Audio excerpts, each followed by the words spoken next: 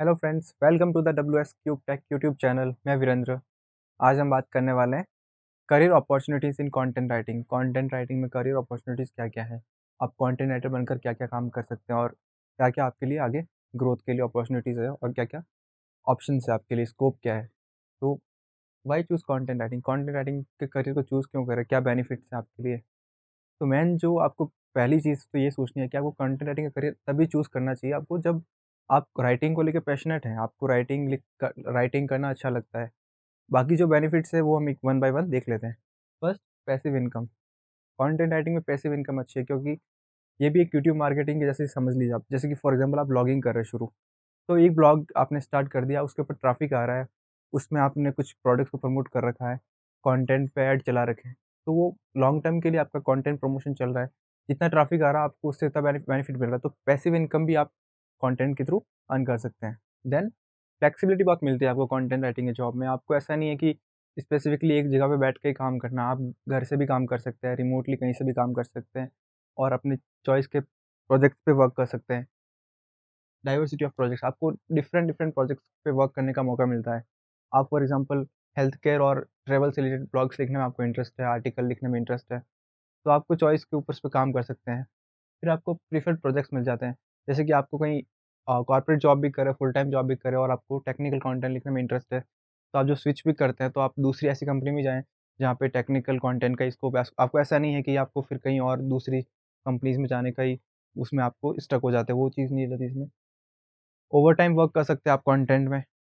आप ऐसा नहीं कि 9 टू 5 जॉब कर रहे हैं, उसके बाद आप कुछ और नहीं कर सकते। अपनी जॉब के अलावा भी आप समझ लीजिए अपने ब्लॉग रन कर रहे हैं, तो ब्लॉग के ऊपर वर्क कर सकते हैं, कंटेंट क्रिएट कर सकते हैं। आपके कुछ और प्रोजेक्ट्स हैं क्लाइंट्स के, उनके ऊपर वर्क कर सकते हैं। तो इसमें आपको कोई इश्यू नहीं आते। Then career growth and development. इसमें ग्रोथ कैसी है, डेवलपमेंट किस तरह से चलता है, उसको लेके भी आपको टेंशन लेने की ज़रूरत नहीं है। आपने जैसे स्टार्टिंग में किया और जैसे-जैसे आप अपनी इसकी राइटिंग स्किल्स इम्प्रूव करते जाते हैं, आपको और बेटर अपॉर्च्युनिटी मिलती जाती है। Then demand for content writers. Last के 3 टू 4 ईयर्स से में लेके अभी तक और नेक्स्ट आने वाली ईयर्स भी हैं, उनमें कंटेंट राइटिंग की ग्रोथ एक्स्पोनेंशियल है। आपको उसमें टेंशन नहीं खींचने की ग्रोथ है कि नहीं आगे। तो डिमांड कंटेंट राइटर्स के बढ़ने का एक रीज़न मेन ये है कि डिजिटल मार्केटिंग और जो जो भी वेबसाइट्स बन रही है, नई-नई बिज़नेसेस है, हर कोई बिज़नेस है वो अपना ऑनलाइन प्रेजेंस एस्टेब्लिश कर रहा है वेबसाइट के साथ, सोशल मीडिया प्लेटफ़ॉर्म्स के साथ और जो एड चला रहा है गूगल एड्स, तो वहाँ पे कंटेंट का बहुत बड़ा रोल हो गया आजकल। तो हर बिज़नेस को आज कंटेंट राइटर की ज़रूरत पड़ती ही पड़ती है, तो इससे कंटेंट राइटर्स की डिमांड बढ़ गई है। आप लिंक्डइन ओपन करिए, नौकरी, शाइन, इंडीड कोई भी जॉब पोर्टल ओपन करिए, आपको कंटेंट राइटर्स की जॉब्स के लिए बहुत सारे ऑप्शंस मिल जाएँगे। Then career opportunities, content writing में करियर अपॉर्च्युनिटीज़ क्या-क्या आप क्या-क्या चीज़ें कर सकते हैं? एक फुल टाइम जॉब के अलावा भी और क्या ऑप्शंस है आपके पास? तो फर्स्ट तो है कि कॉर्पोरेट जॉब्स, बहुत सारे ऑप्शंस अवेलेबल है आपके लिए। हर जो कंपनी है आज को उसको इन हाउस टीम हो चाहे आउटसोर्स करके रखा हुआ उन्होंने। तो कंटेंट राइटर उनको चाहिए, फुल टाइम काम कर रहे हैं, उनके लिए आप आर्टिकल्स लिख रहे हैं, वेब कंटेंट लिख रहे हैं, सोशल मीडिया के लिए कंटेंट लिख रहे हैं। तो फुल टाइम जॉब्स हर इंडस्ट्री में बिज़नेसेस के लिए आपको देखने को मिल सकता है। देन ब्लॉगिंग, कंटेंट में बहुत ही सबसे अच्छा मैं ऑप्शन ब्लॉगिंग को मानता हूँ, क्योंकि ब्लॉगिंग में क्या होता है कि आप अपना एक ब्लॉग रन कर रहे हैं और उसपे फ्रेश कंटेंट डालते जा रहे हैं, अच्छा कंटेंट लिख रहे हैं, क्वालिटी कंटेंट और उसपे ट्रैफिक इंक्रीज़ करने के लिए कोशिश कर रहे हैं।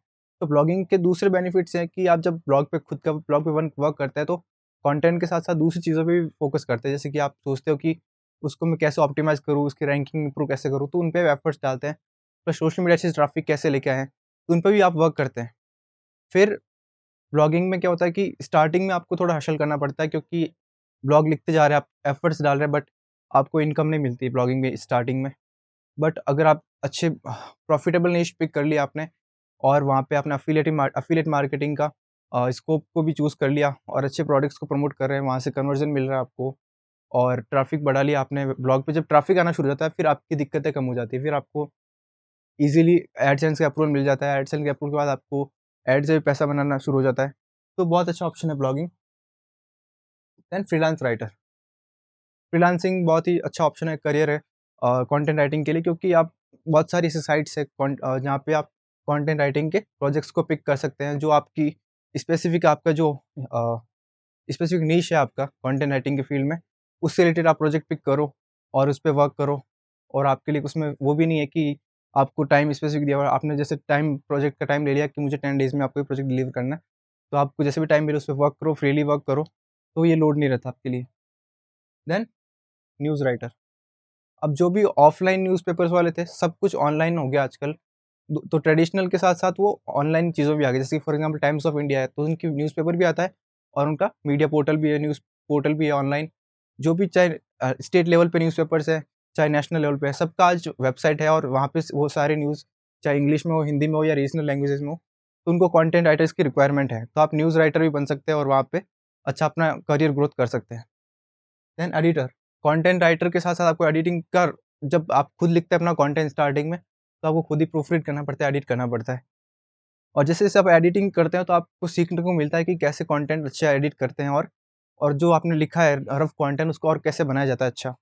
तो जब आप एक अच्छे एक्सपीरियंस लेवल पे पहुँच जाते हैं तो आपको एडिटिंग का काम ज़्यादा करना पड़ता है, क्योंकि आपके नीचे समझ लीजिए आपके साथ 5 जनों की टीम काम कर रही है जो आपकी जिनका आइडियल आपको कंटेंट आपको एडिट करना है। तो एडिटिंग वाले फुल टाइम जॉब्स भी हैं, तो आप कंटेंट राइटिंग के बाद एडिटर भी बन सकते हैं। Then full time content writing job के बारे में बात कर लेते हैं। कौन-कौन सी इंडस्ट्री में आज सबसे ज़्यादा डिमांड है फुल टाइम कंटेंट राइटर्स की? तो आईटी सॉफ्टवेयर और डिजिटल मार्केटिंग में तो सबसे ज़्यादा है ही है, क्योंकि आईटी फील्ड में जो टेक्निकल कंटेंट की ज़रूरत होती है, सॉफ्टवेयर फील्ड वाली ज़रूरत है वहाँ पे टेक्निकल कंटेंट को अच्छे फॉर्म में लिखने के लिए, ताकि वो हर कोई दूसरी टीम्स वगैरह को समझाने के लिए कंटेंट राइटर की रिक्वायरमेंट होती है। और डिजिटल मार्केटिंग एजेंसी जो होती है, वहाँ पे उनके पास क्लाइंट्स के प्रोजेक्ट होते हैं प्लस खुद की वेबसाइट का कंटेंट लिखने के लिए होता है। तो जो एसईओ वगैरह करते हैं ये सब कुछ, तो वहाँ पे कंटेंट का बहुत बड़ा रोल है, मेजर रोल होता है। तो वहाँ पे आपको बहुत सारी अच्छी जॉब्स मिल जाती है।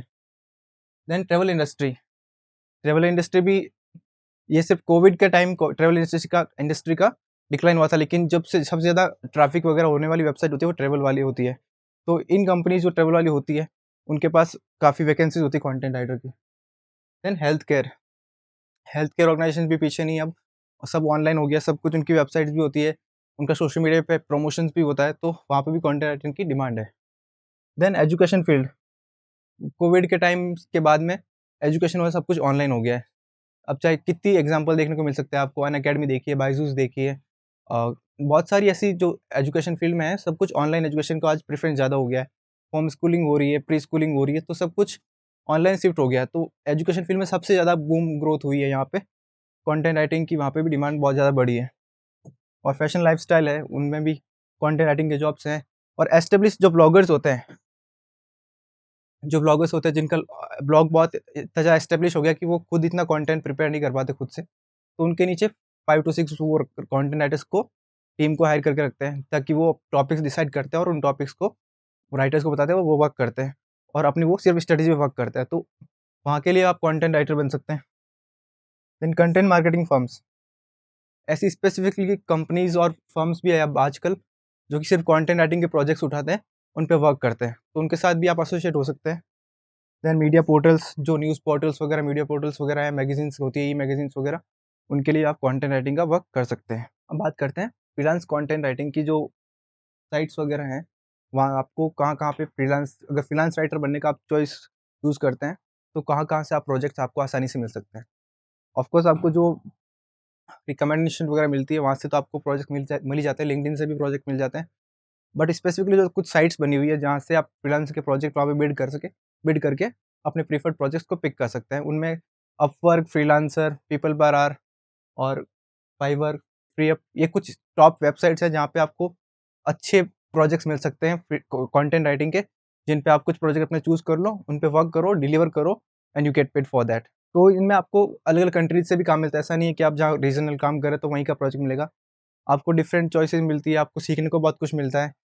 और इसमें आपको थोड़ा सेल्स स्ट्रेटजी बनानी पड़ती है, तो आप वो भी सीखते हैं कि कैसे अच्छा पिच क्लाइंट को दें और उनको कन्वर्ट करें और वेब कंटेंट कैसे अच्छा लिखें, सब कुछ चीज़ें आपको बहुत सीखने को मिलती है, इसमें वेरिड प्रोजेक्ट्स मिलते हैं आपको तो। Then how much do content writers earn? सबसे बड़ा क्वेश्चन अब ये होता है कंटेंट राइटर्स के माइंड में कि कितना पैसा हम अर्न कर सकते हैं इस जॉब के साथ। करियर ग्रोथ की बात करते हैं तो सैलरी बहुत ज़्यादा मैटर करती है।